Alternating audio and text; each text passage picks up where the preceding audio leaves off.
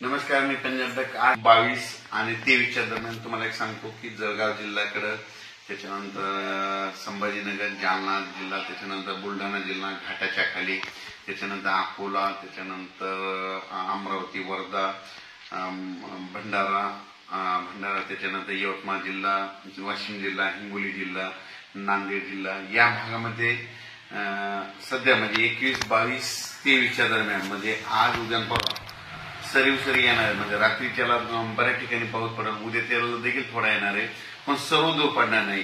जिल्ह्यामध्ये काही भागामध्ये पडेल, काही भागाला सोडून देणार आहे, म्हणून हा अंदाज लक्षात येतात.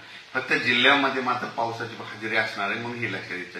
त्याच्यामध्ये सांगायचं झालं तर 23 जून 24 आणि 25च्या दरम्यान म्हणजे धाराशिव, लातूर जिल्ह्याकडे, त्याच्यानंतर परभणी जिल्ह्याकडे, त्याच्यानंतर नांदेड जिल्ह्याकडे या भागाकडे एक पाऊस असणार आहे, बीड जिल्ह्याकडे थोडाफार असणार आहे. म्हणजे सर्वदूर जिल्ह्यात पडणार नाही, फक्त काही भागामधून पडून जाईल, म्हणून हा अंदाज लक्षात येतं.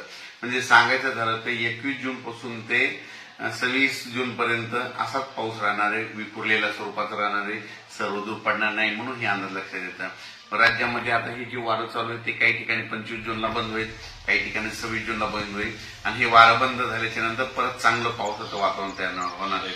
पण राज्यात मध्ये आता सर्वदूरचा एवढा पाऊस नाही, फक्त म्हणजे सांगायचं झालं तर कोकणात मध्ये सातारा जिल्हा, सांगली कडला काही भाग, त्याच्यानंतर पुणे, त्याच्यानंतर तसंच पुढं नाशिक पर्यंत, सिन्नर, नाशिक पर्यंत ते पट्ट्यामध्ये कोकणाच्या कोकणपट्टीचा पट्ट्यामध्ये ते पाऊस चालू राहणार आहे. तिकडचा पाऊस काही कमी होणार नाही.